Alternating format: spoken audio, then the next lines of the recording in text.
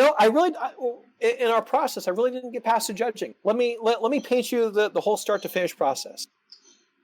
So that was one of my questions. Yeah, so that's essentially one of our questions. Like, how does the judging, actually? Okay. So let's say a typical anime expo. So we would start refining the rules around, let's say, November, December. Sometimes we run a little behind and bleed into January. We would try to aim to have the rules up by February. I think there was once or twice we got even later than that, but ideally we try to aim for February. So we try to launch the rules, launch the submission system, and say, all right, send me your stuff. Let's do it.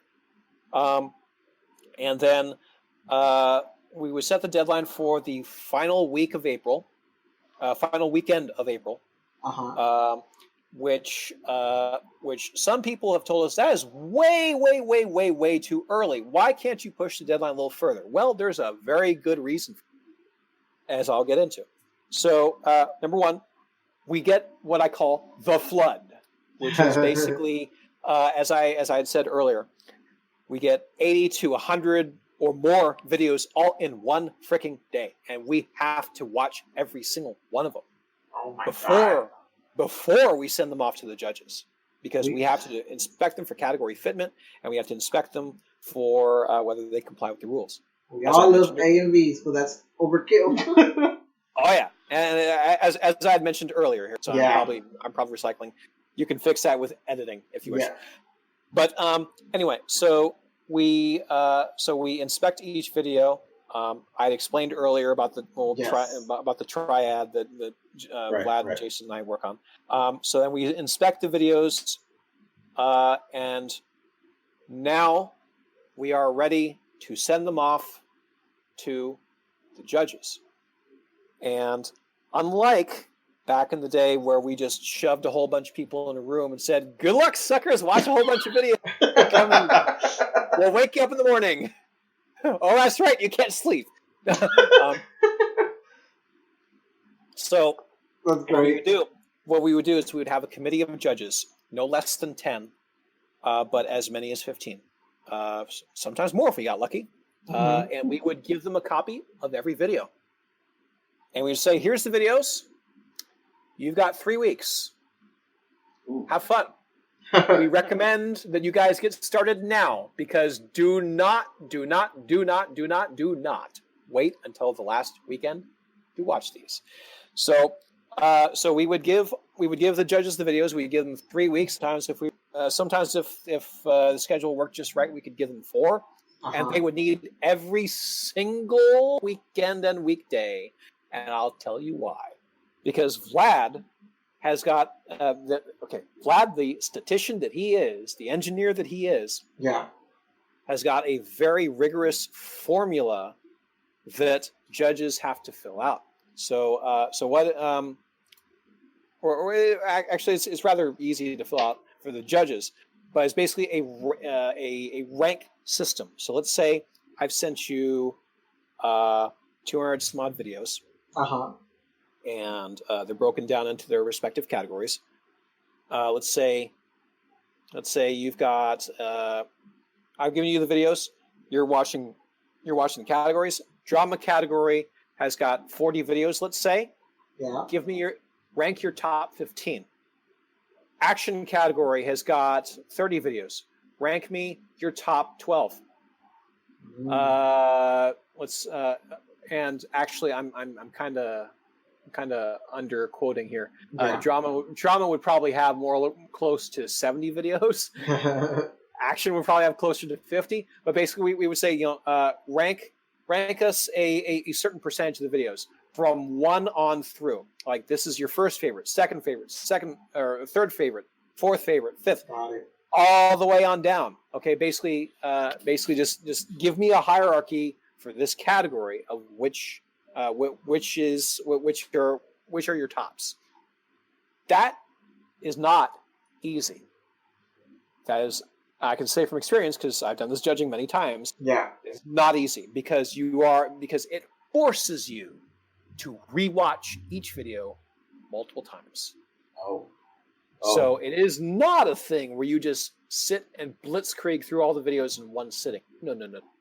You basically have to watch each video, okay? Watch the next video, and if they're both good videos, like, wow, both those videos are good, I can't decide which one's better. Damn, well, let me rewatch. Damn, let me rewatch the other one. Damn, that was really close. Let me rewatch them again. Well, this one, but then this one, that's just 2 videos. You got more to watch. So you're constantly doing a this or this. Damn, I can't decide this or this. So you're having to basically just go through and rank videos, and so if you'd get like 40 to 50 videos in the category. Jason said so insofar as how we judge it, at least the way I judge it, and I think Jason had a similar method. The first thing he and I would try and do is weed out the wall of crap. And again, I'm no longer talking as coordinator. I'm talking as a judge. The first thing we would try and weed out is the wall of crap. So we basically do a first pass watch of a category, and there'd be certain videos like, all right, this video I don't want to see ever again. This video is shit. This video's got so we would quickly weed out which videos are just like hopeless. We don't we don't have any hopes for those. Eliminated. Go away. They made it just barely past the initial pre-screening. But again, there was a high bar to be able to for us to disqualify something. Yeah. Because again, as I said earlier, you know how rigorous I am. Well, Vlad and Jason keep me in check. That's why we work very well. Okay. I'm stringent on technicals, whereas Vlad's like, okay, well, yeah, but it's really, we've let worse in, Troy. So anyway, back to judging. So yeah, we would quickly weed out the wall of crap. Like, okay, so now this category no longer is 50 videos to rewatch. I've got 35. Okay, now let's see. So I weeded out the wall of crap. Now, which videos of this list are just really awesome and they just shoot somewhere to the top to where I know that I need to place them somewhere high? So I quickly figure that out. All right, which videos are the crap? Which videos are really good? And then you've got some videos in the middle, and you're basically just trying to rank them 1 on 1, 2, 3, 5, 6, 7, 8, 9, 10, 20. Yeah. And that's just one category. So you do that for one category, you do that for the next category, you do that for the next category, and just work your way on through each category. Now, once you've got your category rankings done, now you need to do your overall. Oh man. Okay. So now you've ranked each category. So that's one column. Now, the next column, take the entire crop and give me your top 30 from that entire crop. So you basically have to re-rank all over again. God.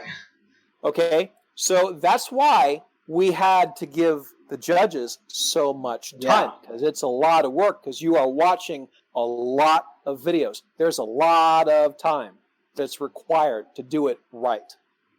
Okay, so that is why the deadline usually plays so back to like near the end of April. Because the judges needed that much time.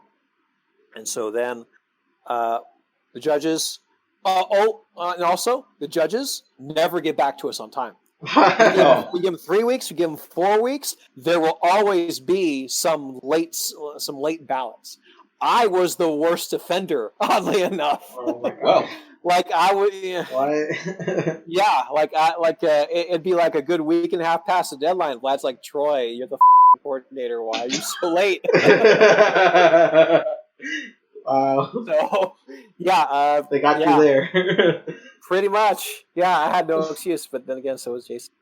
Jason was almost as bad. Jason and I were the worst. Anyway, so we would finally get the results back. Vlad would then tabulate the results. So to be an impartial party, Vlad would not judge.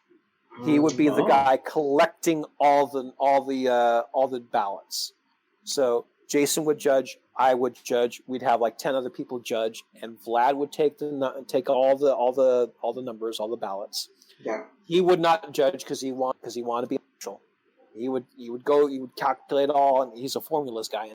He would calculate it all, and then he would get on a Skype call and say, "All right, here's the results." So based upon the math, here is what our finalists be, and so here we are. Yeah. So now we know what the finalists are. Now what we need to do is determine a play order, because there's a science behind that too. Oh my god! So we get really, really intricate on this. Yeah. So now what we do is we go, okay, we've got our videos. So now we need to relate a play order. So what we would do is we would disconnect. We would go offline, and we would basically watch the videos. And then what we would do is we would try and go and formulate a play order, because part of the trick is to always keep a bit of a flow with the overall show. So, for example, you wouldn't want, say, like the drama category. You wouldn't want, say, like 4 emo videos to go back to back, and then you've got 2, not so dark videos. Okay? Right. You'd probably want to kind of space it out. That's probably a worst example. Let's see. I think it got to the point where I think our categories. I'll pull up a copy. So let's see. For around 2017, we had action, drama, fun and play, sentence, rhythm, beat, comedy, humor. Oh, and we would even have to figure out what category order. Which categories do we want to play first, et cetera, et cetera, and also which videos do we want to play in the category. So there's a whole science to this. Action, we would have 6 videos. Drama, then we have 6. Both of those have 6 videos. Wow. 2017 was really, as I'm looking at the ballot here, it was a really well-populated year. Interesting. Oh, really? Well, anyway, so what we do is we would sit down, we would watch the videos all to ourselves, and we would come up with what we think the play order should be. Then we'd get back on the Skype call between the 3 of us, and we'd say, all right, here's what I think my play order should be for action. All right. Jason, what do you think the play order should be? Vlad, what do you think the play order should be? And then we would debate about what we think the play order should be and what our reasoning was behind it. Like, why would we want this video to go first? Why would we want that video to go last? Why would we want this video to be in the middle? And what we would try and do is we would try and kind of tent pole things. Like, let's say there's one video that's kind of a bit of a, it just squeaked into the competition. It's not great. We would maybe try and tent pole it in between 2 really, really phenomenal videos. Oh, okay. So, we would try and keep a flow.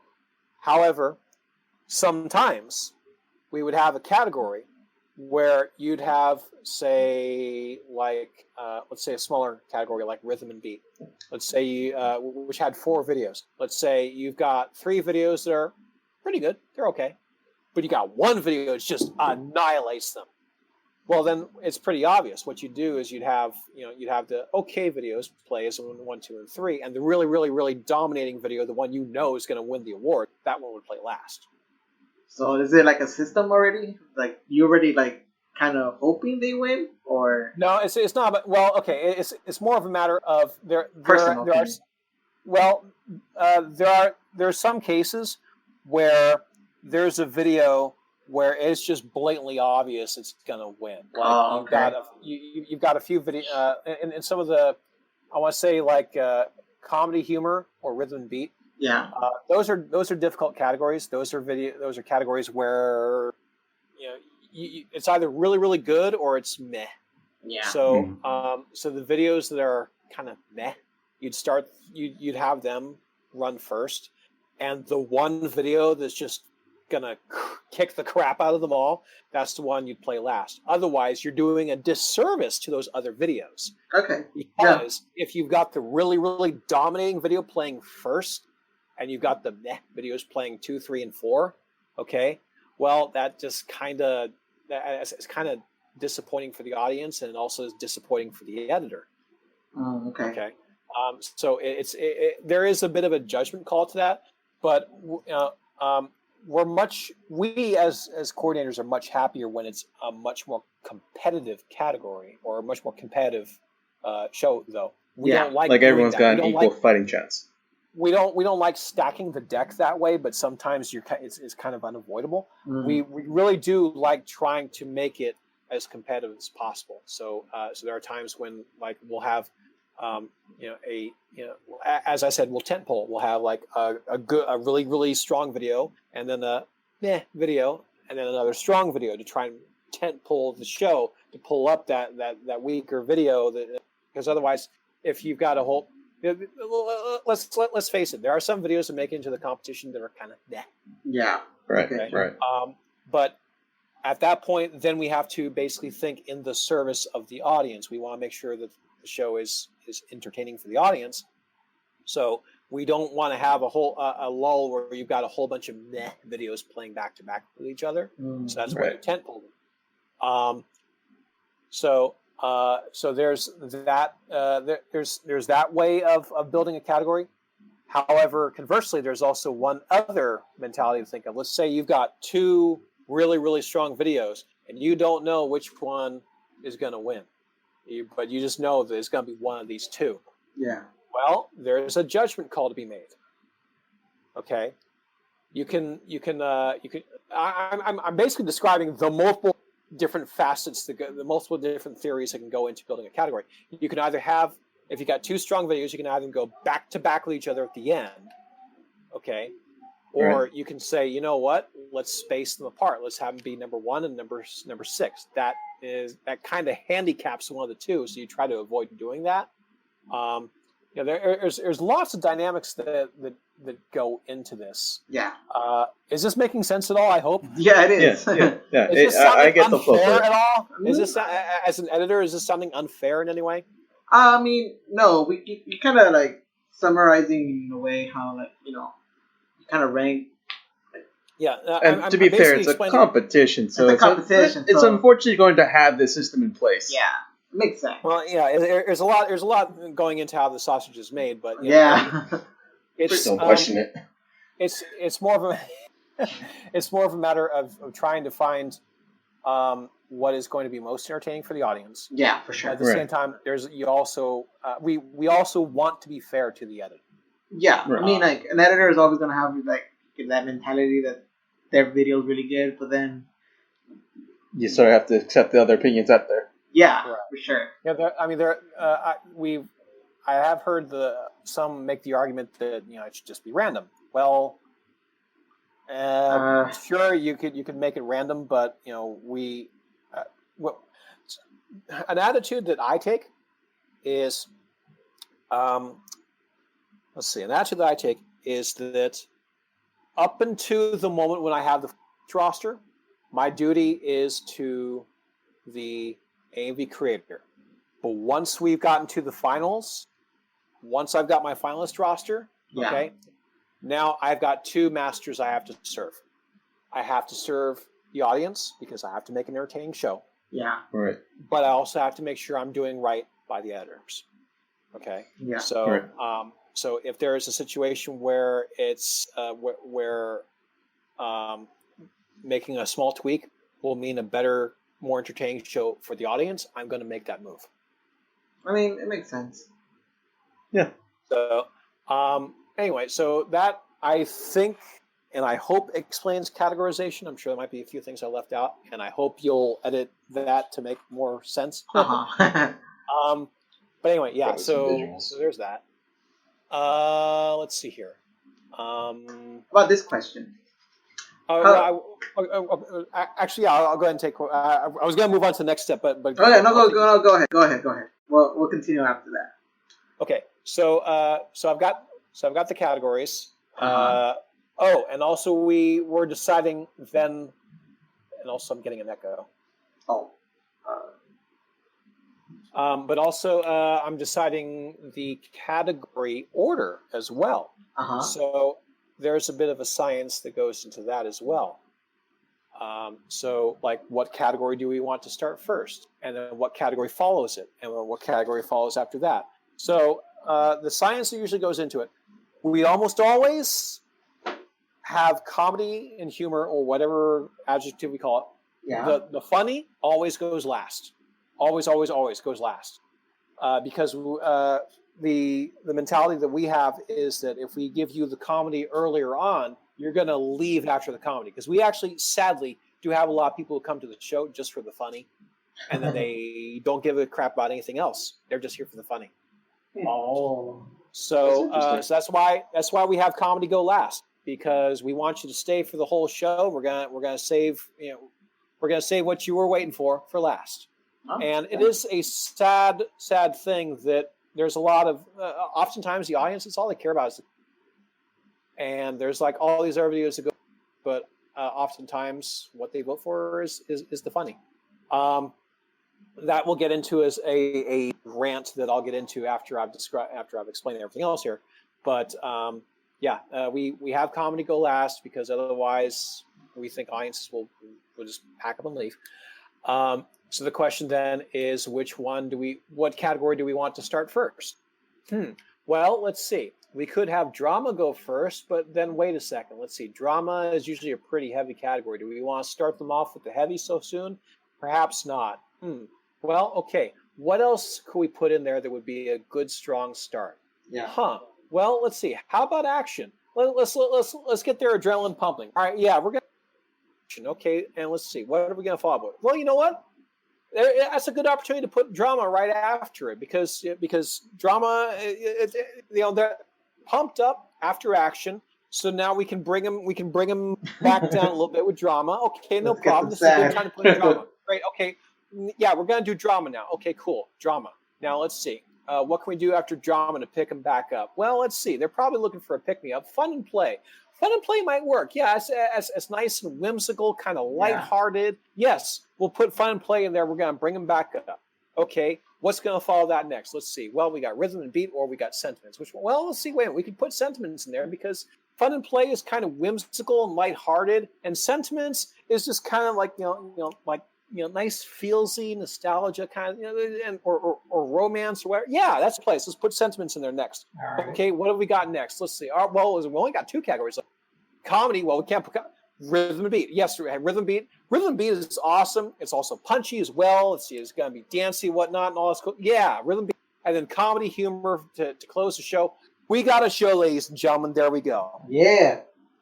So that is how we came up with the category order.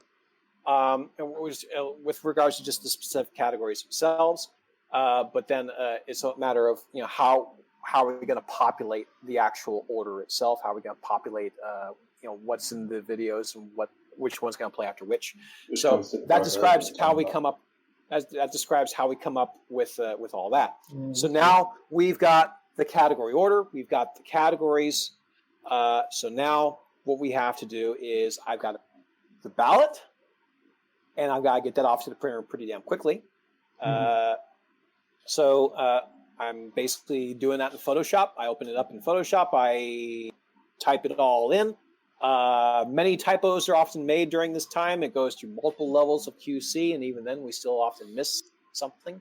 But I get the ballot going. I hand the play order off to Jason, he's on the call. He usually already has it by the he's getting started on making all the slates. He's getting started on just plugging things in, getting all the visual asset ready to go.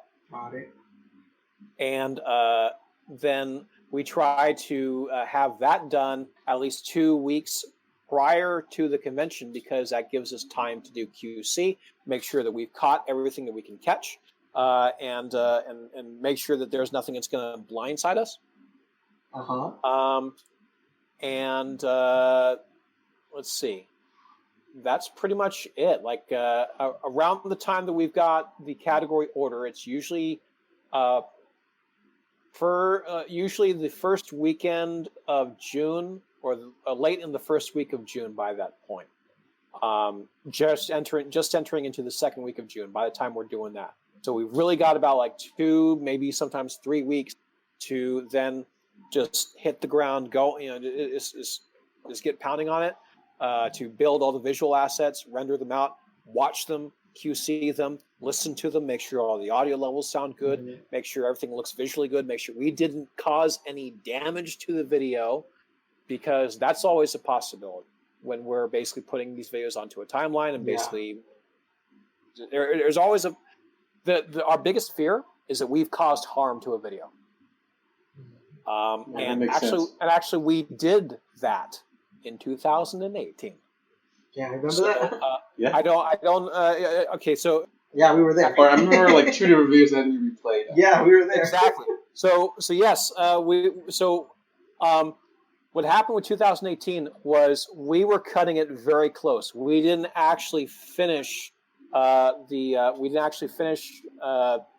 playback masters until I think a couple days before con, and we really didn't have any opportunity because we work. We didn't really have any opportunity to sit down and just do a playthrough. So we just kind of YOLO'd it. And one other thing that had we did do a playthrough, but we didn't do it on the actual equipment. So now let me explain to you the level of OCD that we had ingrained into ourselves, and we violated that in 2018. When we QC a show, we try to do that with the equipment that we are going to use at con. So if we're going to play it on a laptop, then that laptop better be on stage with us at con. If we're going to play it on some desktop computer, that computer better be on stage at con. All right. Okay. Well, we didn't do that. So we basically QC'd it using Jason's laptop in Mac OS, and we were doing it straight from the video editing program Final Cut. We're just playing it straight there, and we're like, okay, looks good. Great, no problem. Hit render, go. And you guys playback masters, and in the hardware that was playing the system, for some reason, there was a 4:3 aspect ratio video that blew out into 16:9 incorrectly, and should not have. Video.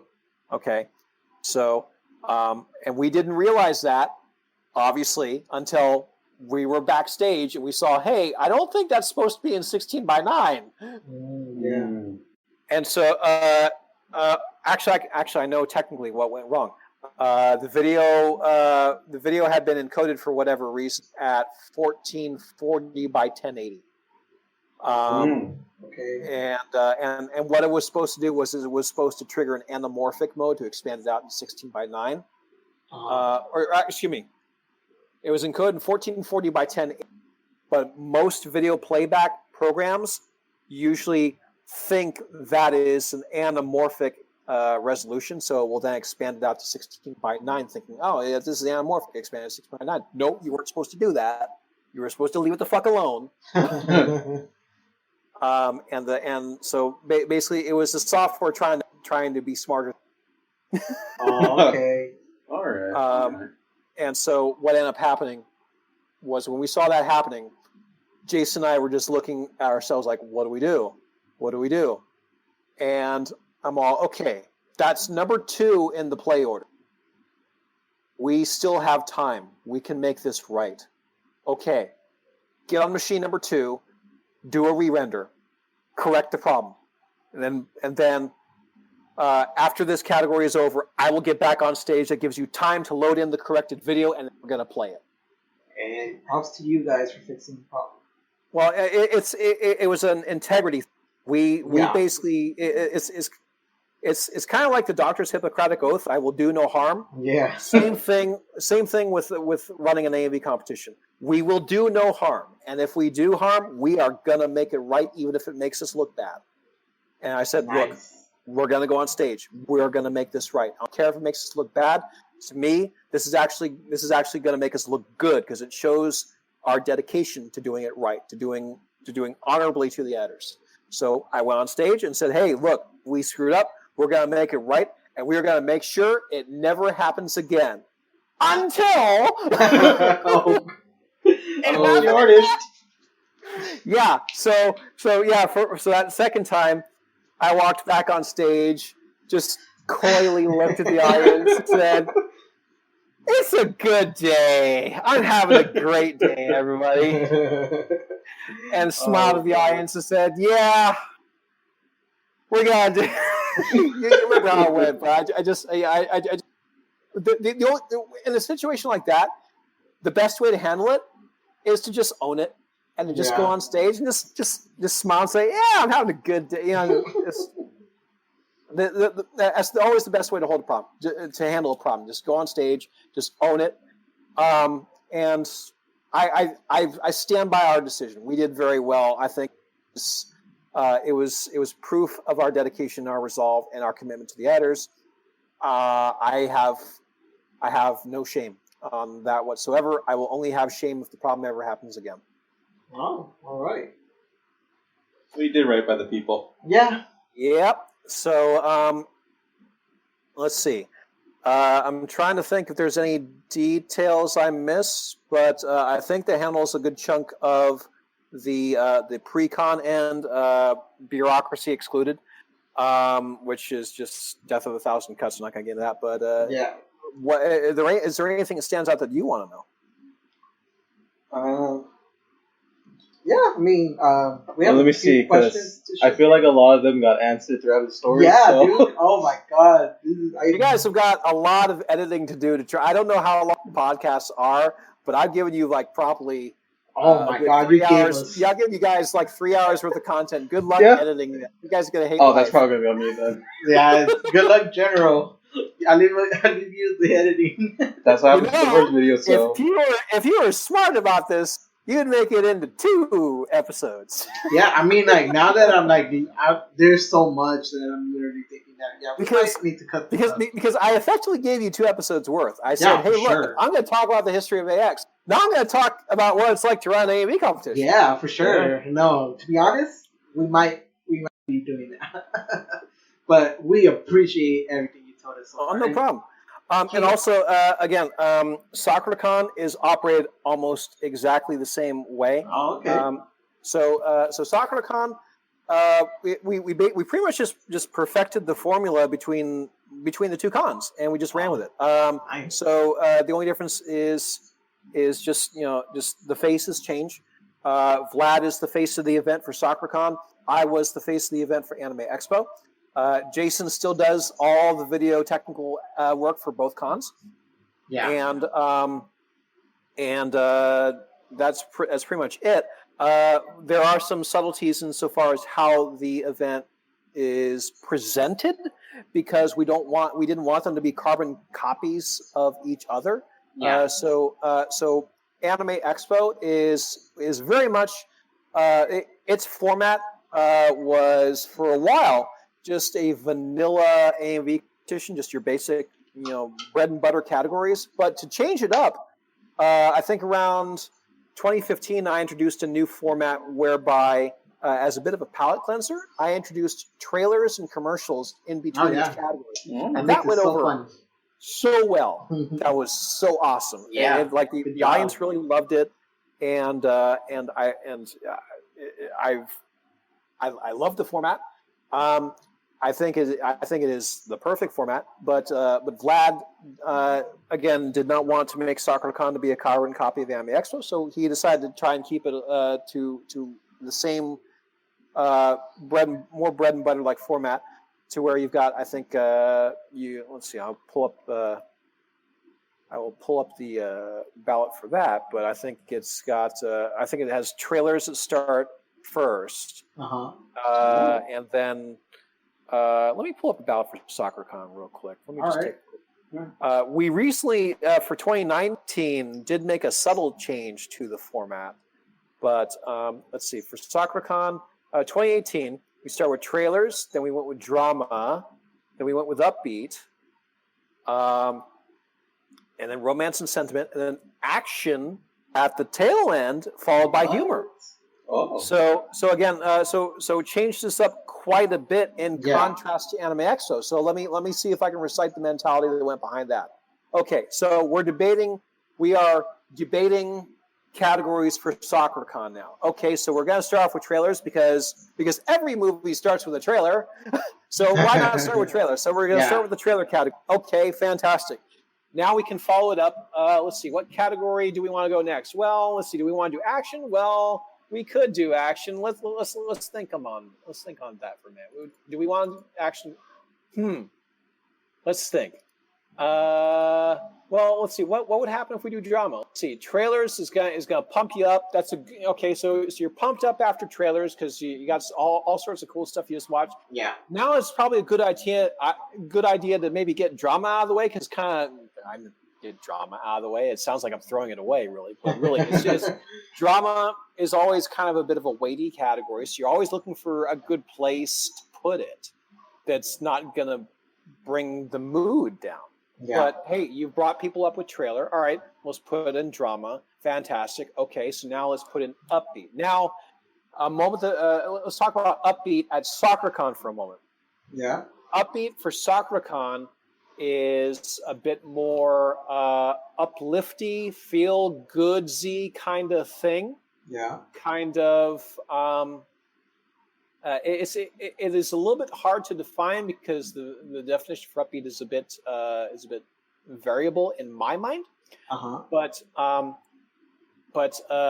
Vlad's definition is kind of like just kind of gets you snapping your fingers. You're feeling good, kind of stuff.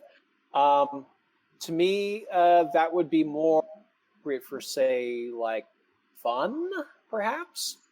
But I don't know. Interestingly, for 2018, we did not have. Interesting on that. We did in previous years.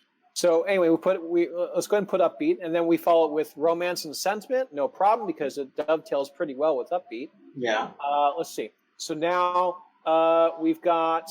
Let's see. We can conclude it with action because hey, action. Gotta punch them up and whatnot.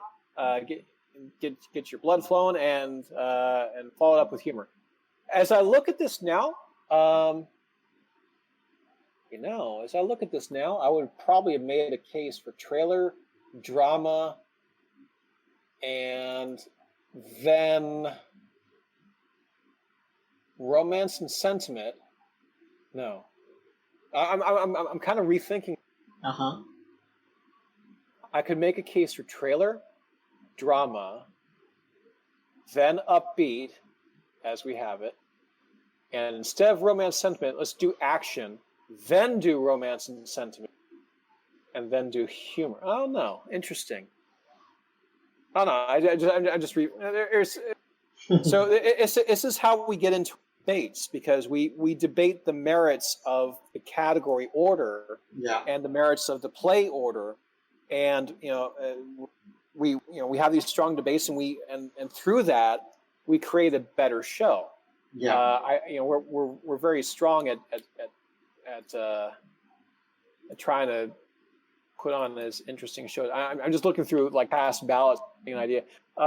2018 at SoccerCon was a bit of an anomaly. I think was one of the more lean years insofar as submissions, especially for comedy. I know comedy was pretty lean. Let's see. Okay, so now I'm looking at the ballot for soccer.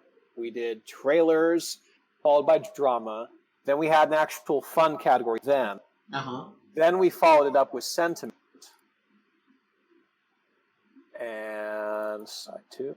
And after sentiment, we then had a rhythm category. Then we had action. Then we had category. Okay, so that makes total sense. That sounds like a more normal. 2018 was a bit of a challenge for us at SoccerCon, I recall now, because we were really trying to. Basically, what happened was comedy was so lean that we really didn't know what to do. So we were trying to figure out how to shuffle some things around. I think we ended up shuffling a few videos from the fun category into humor, and we shuffled a few others into We shuffled a few videos from fun into humor, and then renamed what remained in fun. We renamed that to upbeat, and then shuffled, I think, a small handful of videos from Ram Sen into upbeat to create that category. So basically, even though the category structure as the entrants were initially submitting to it, the category structure that the entrants initially to it was under the same 2017 standard, but as we then looked at prop, we realized, okay, in order to keep this an entertaining show for the audience, we have to shuffle things a little bit. Yeah. So that's why sometimes the editor does not get the final say on what category that they get, as I had explained, and it's been all because we're just trying to keep, number one, fairness, to keep it competitive, but number two, we're also trying to keep an entertaining show for the audience. As I said, we serve two masters. Yeah. Right. Got it. Wow, that's a lot. Lot to go over. There's a whole science behind this. Yeah. I guess that's what happens when you're the coordinator. Yeah. I forget what the initial question was that you asked that made me. We didn't get to a question.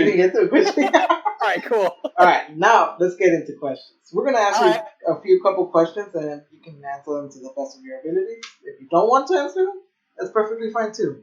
Okay. You want to start off, General? Yeah, sure. Let me just see what he has answered already. Oh yeah. Well, while he's doing that, okay, never mind. You got one. So when it comes to the AMV room, do you have a personal favorite activity when it comes to those? Do I have a personal favorite? Okay, hang on a minute. Let me pull up the AMV room roster. But the AMV room, that is very much Vlad. That's very much Vlad's baby. He pretty much is the god of all things AMV room, and I'm pretty much just there to assist and ensure that it is as successful as he can make it. All right. Let me see here. I want to where AMV theater activity descriptions. I'm gonna pull up Anime Expo 2017's AMV theater schedule. And what we had there, let's see. There's a whole science behind this that it would take me another hour and a half to describe. Let's see here. What I've often done in the AMV theater, I think I do have a favorite one. Interestingly, AMV 101, and let me tell you why. Because so earlier on in the earlier years, we get a few AMV creator veterans to come in and basically describe their process in making an AMV, how they'd make an AMV, some of the technicals and whatnot. And it came to a point where I realized none of that matters. None of that really matters because to you in a single hour you don't have time to teach people. This is how you use Adobe Premiere. This is how you make a cut. These are the special effects that I use. This is this is what you should do. This is what you shouldn't do. You don't have time. Yeah, that's true. So, but one thing I came to realize, is that some people don't necessarily have the eye to realize when there's something wrong. Makes now, sense. half the battle is in just knowing that there's something wrong. If you know there's something wrong, then you can go research that problem. If you know something's wrong, you've got Google to help you. You've got YouTube to train you. Yep. Okay, so what I decided to turn AMV 101 into is a bit of a training of the eye through example. Mm-hmm. So what I would do is I would get a few example videos that had some technical flaws, some of which were obvious and some of which were subtle. And I would basically try and just teach the audience, hey, let me play this video here. Let me play a snippet of this video. Okay, who can tell me what's wrong with this video here? What's wrong here? Nobody sees anything wrong? Okay, let me play this video here, but with a slight adjustment made. Let me see if you notice the difference. okay? And then people would notice the difference and go, okay, so now you know what was wrong. So now you know now you know a subtle thing to look at in that one aspect there. That if you notice that what you just saw, okay, you now know there's something wrong. Okay, it's all about just getting people to realize when they need to dig deeper. Okay, I'm not teaching them how to fix a problem. I don't have time for that. Yeah. But I'm teaching them to realize when they need to dig deeper. And I find that when I do that, okay, I can make much better use of people's time, and also it gives me a good opportunity to play some disqualified videos, especially ones I thought had good potential but got hosed by quality. Okay, so there have been a few cases in AMV 101 where I played a video. I said, "This is a really good video. I really wish I could have led into the competition. I had to DQ it because of XYZ technical issue. Yeah. But my God, if it didn't have this issue, it would have been fantastic. So here's what I'm going to do. I'm going to point out the problem, but then we're going to watch the whole video because, damn it, it deserves to be played, warts and all. Okay. So I would play a few videos like that. There would be a few other videos, and then there would be a few others which had just glaring faults. So I was like, I have no idea what the person was thinking when they made this decision. Please don't ever make it again.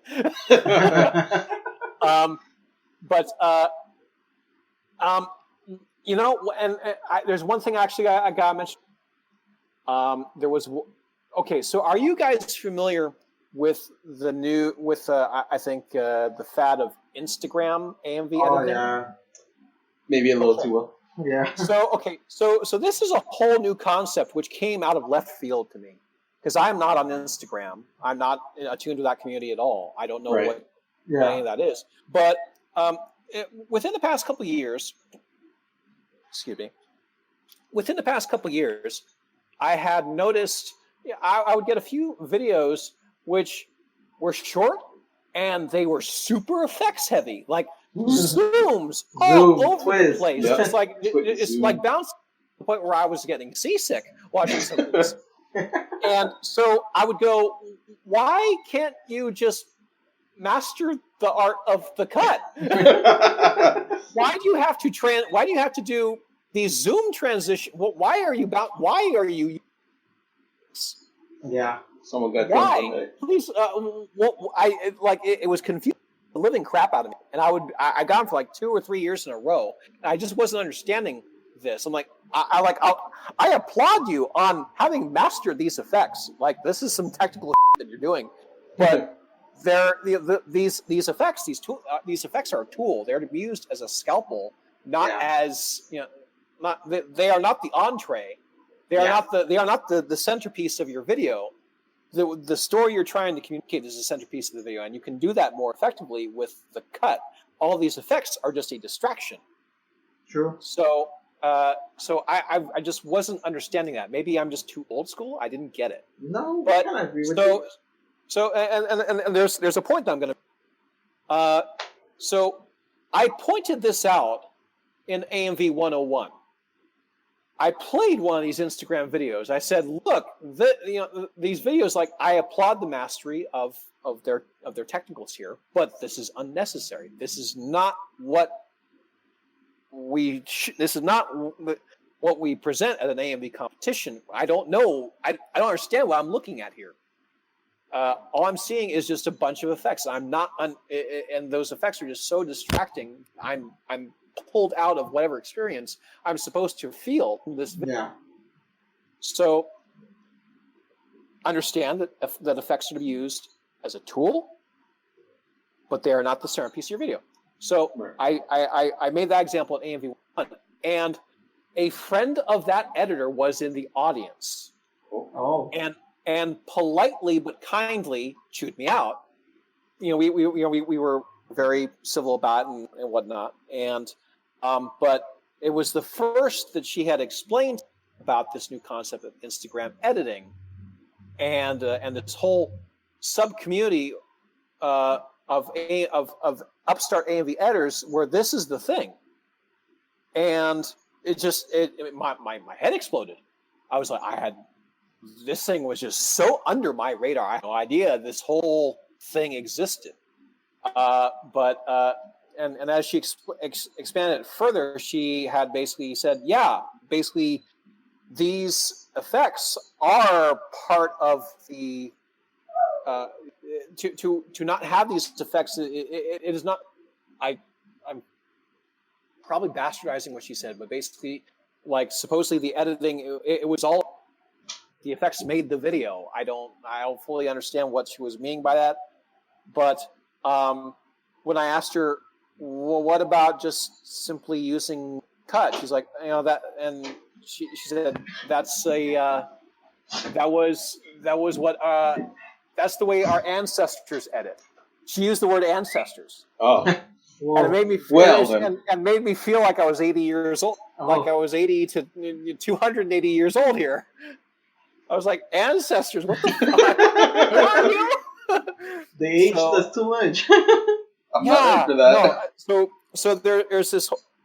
It just opened my eyes that there's this whole subculture, but where it's all about doing all these effects.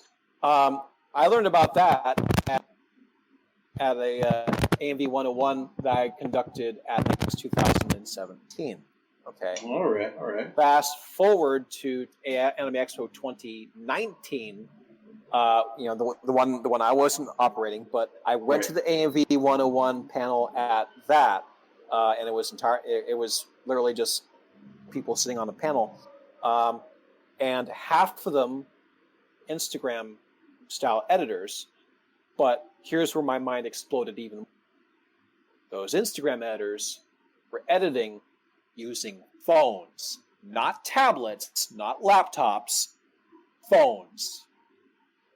Yeah. And that made my head just as if my mind wasn't shattered enough. It just so yes, AMV 101 favorite panel because that's where I'm able to teach and I am also able to learn. And as a result of what I had discovered at Anime Expo 2019, woof woof. Yeah, sorry about that. Okay, and as a result of what I learned at Anime Expo, decided. As a result of what I learned at Anime Expo 2019, I decided that what I'm going to do at SoccerCon is I'm going to do another new panel called AMV 102.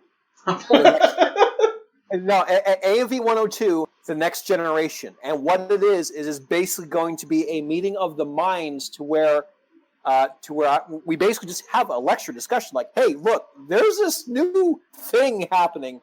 Here's the new generation of AMV editing.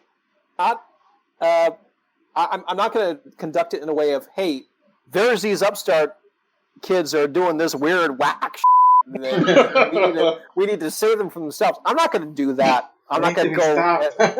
I'm not going to come at it from that angle. I'm going to come at it from the angle of, hey, look, this is phones and tablets are the future. Okay, and if this is the way that the next generation of AMV editors wish to engage in this craft, okay, let's understand it. Let's learn more about it, because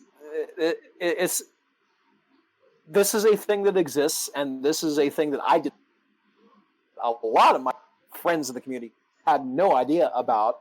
So let's learn more about it, and let's see what comes of it. So it's going to be an educational thing. And I don't, as much as when I look at these videos, I don't fully understand what I'm seeing. I try to take an open mind in that if this is what the next generation likes, then okay, then because eventually they're going to become the veterans one day. Yeah. Right. So okay, whatever direction they want to steer this craft, I want to understand. That's a nice attempt. That's true. That's so true. So yeah, AMV 101. that's one of my favorite panels. There's several others that that they're always fun little mainstays that Vlad likes to conduct. Let's see. I'm just looking at the schedule here. Anime according to AMV. Yeah. Basically, you show an AMV to someone. You find someone in the audience has never watched a show, and now you show them an AMV to that show, and you ask them to describe what the show is about just based on the AMV, and sometimes just to throw them a curveball, you show them an AMV that totally turns the show on its ear. Mm-hmm. Lots of fun stuff. Yeah. Vlad packs a really good program. All right.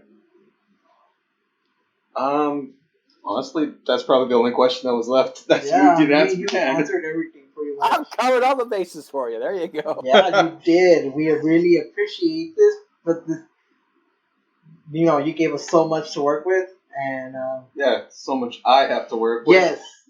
Yes. You are going to have yourself a fun time. And this is what I signed up for. We appreciate everything you did for us, all the questions you answered for us, and if I may, for what was your last year, 2018, I really did like that run, and it's sort of the competition I use is sort of what I like people to show to see what you can really get out of competition. Yeah, it's so true.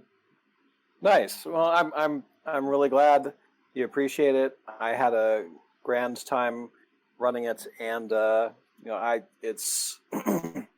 I'm still involved with SoccerCon. Yes, we will visit you there. Yes, well, that will eventually be a thing to do.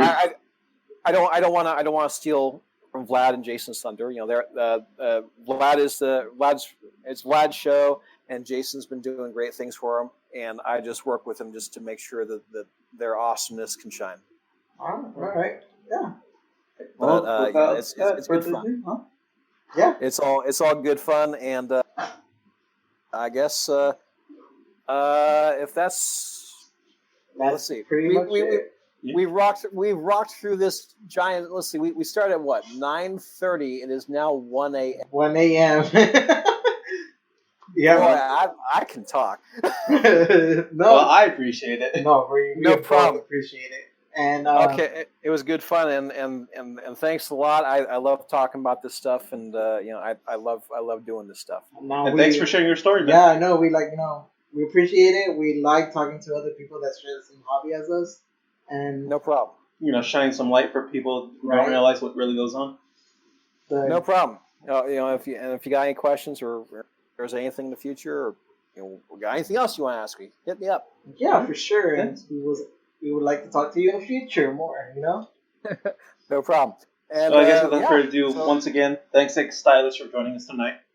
No problem. Thanks, and have a great one. Thank you, and we will see you on the next one. Thanks for listening, and I am Skyking. And I'm General Glove from the Night Center. And that was an interview with XStylus. Thank you, and good night.